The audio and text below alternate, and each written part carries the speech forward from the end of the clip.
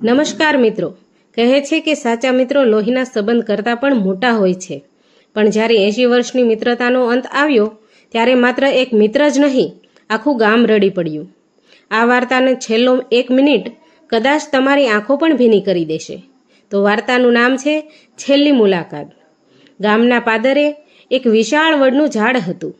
એ ઝાડ નીચે દરરોજ સાંજે 2 વૃદ્ધ મિત્રો બેઠા જોવા મળતા. એકનું નામ હતું રમેશ દાદા, ઉંમર લગભગ 80 વર્ષ. બીજા હતા ગોવિંદ દાદા, ઉંમર 78 વર્ષ. ગામમાં કોઈ બાળકથી લઈને વૃદ્ધ સુધી એમને જીવતા મિત્રતાનું ઉદાહરણ કહેતા. બંનેની મિત્રતા આજની નહોતી. 70 વર્ષ પહેલાં જ્યારે બંને શાળાના પહેલા ધોરણમાં ભણતા હતા ત્યારે એક જ બેન્ચ પર બેઠા હતા. એ દિવસથી લઈને આજ સુધી બંનેએ એકબીજાનો હાથ ક્યારેય છોડ્યો નહોતો.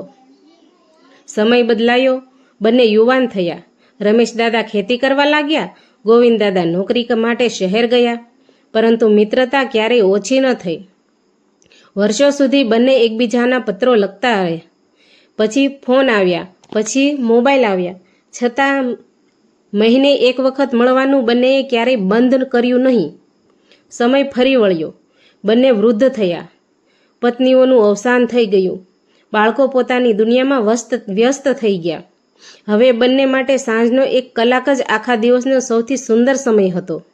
બંને વડના ઝાડ નીચે બેસતા, જૂના દિવસોને વાતો કરતા અને હસતા. એક દિવસ રમેશ દાદાએ હસતા હસતા કહ્યું, ગોવિંદ, આપણામાંથી જે પહેલો જશે ને એ ઉપર જઈને ભગવાનને કહેજે કે મારો મિત્ર આવે ત્યાં સુધી મને એકલો ન રાખતા. ગોવિંદ દાદા હસ્યા, પણ તેમની આંખોમાં પાણી આવી ગયું. હું એકલો ક્યાં રહી શકું? મિત્રતા તો જન્મોની છે. બંનેએ હાથ મિલાવ્યા. દિવસો પસાર થતા ગયા. એક સાંજે ગોવિંદ દાદા વડના ઝાડ નીચે બેઠા હતા, પરંતુ રમેશ દાદા આવ્યા નહીં. આજે કદાચ તબિયત ખરાબ હશે એમ વિચારીને તેઓ ઘરે ગયા. બીજા દિવસે પણ આવ્યા નહીં. ત્રીજા દિવસે પણ ગોવિંદ દાદા સીધા રમેશ દાદાના ઘરે પહોંચ્યા. ઘરનો દરવાજો ખુલ્લો હતો. અંદર લોકો શાંત બેઠા હતા. રમેશ દાદાના દીકરાએ ગોવિંદ દાદાનો હાથ પકડીને ધીમેથી કહ્યું, કાકા, બાપુજી તો ગઈકાલે રાત્રે શાંતિથી ભગવાન પાસે ચાલ્યા ગયા છે. આ શબ્દો સાંભળતા જ ગોવિંદ દાદાના પગ ધ્રુજી ગયા. તેઓ સીધા રમેશ દાદાના પાર્થિવ દેહ પાસે ગયા. ધીમે ધીમે તેના માથા પર હાથ ફેરવ્યો અને બોલ્યા, અરે પાગલ, એકવાર બોલાવી તો લેતો. આપણે સાથે જવાનું નક્કી કર્યું હતું ને? આસપાસ ઊભેલા લોકોની આંખોમાંથી તો આંસુ વહેવા લાગ્યા. ગોવિંદ દાદા શાંત બેઠા રહ્યા. કોઈ રડવાનો અવાજ નહોતો. માત્ર મિત્રતાના નિર્જીવ ચહેરા પર હાથ ફેરવતો એક વૃદ્ધ. એ દ્રશ્ય જ બધું કહી રહ્યું હતું. અંતિમ વિધિ પૂર્ણ થઈ. બીજા દિવસથી વડનું ઝાડ એકલું પડી ગયું. ગોવિંદ દાદા દરરોજ એકલા જ ત્યાં આવતા. 2 માણસો બેસતા હતા ત્યાં હવે એક જ માણસ બેઠો રહેતો. પણ તેઓ હંમેશા 2 કપ ચા મંગાવતા. ચા વાળો પૂછે, દાદા, બીજો કપ કોણ પીશે? તેઓ હસીને કહેતા, મારો મિત્ર મોડો આવશે. ચા વાળો કંઈ બોલતો નહીં. એક દિવસ ગામમાં એક નાનકડા છોકરાએ પૂછ્યું, દાદા, રમેશ દાદા તો હવે નથી. તમે રોજ એમની રાહ કેમ જોવો છો? ગોવિંદ દાદા હળવું સ્મિત કરીને બોલ્યા, બેટા, સાચા મિત્રો ક્યારેય મરતા નથી. તેઓ યાદોમાં જીવતા રહે છે. સમય પસાર થતો ગયો. હવે ગોવિંદ દાદા બહુ ઓછું બોલતા. ઘરે દીકરાઓ કહેતા, પપ્પા, શહેરમાં અમારી સાથે રહો. પણ તેઓ કહેતા, અહીં વડનું ઝાડ છે અને મારા મિત્રની યાદો છે. એક દિવસ તેઓ જૂના લોખંડનો બોક્સ ખોલી રહ્યા હતા. તેમાં શાળાની એક જૂની કાળી સફેદ તસવીર હતી.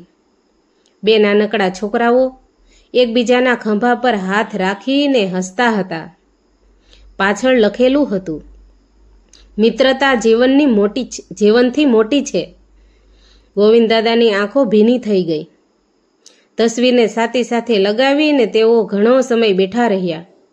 બીજા દિવસે પણ તેઓ વડના ઝાડ નીચે ગયા. આકાશ તરફ જોયું ને ધીમેથી બોલ્યા, રમેશ, બહુ રાહ કરાવી દીધી. હવે હું પણ થાકી ગયો છું. તે દિવસે તેઓ લાંબા સમય સુધી ત્યાં જ બેઠા રહ્યા. સાંજ પડી, પંખીઓ પોતાના માળામાં પાછા ફર્યા. પવન ધીમે ધીમે વડના પાન હલાવતો હતો. એ જ સમયે ગોવિંદદાદાના ચહેરા પર એક અજાણી શાંતિ આવી. તેઓ આંખો બંધ કરીને બેન્ચ પર ટેક લગાવી બેઠા રહ્યા. રાત્રે ગામના લોકો તેમને શોધવા આવ્યા. તેઓ ત્યાં જ હતા, પણ આ વખતે શ્વાસ નહોતો.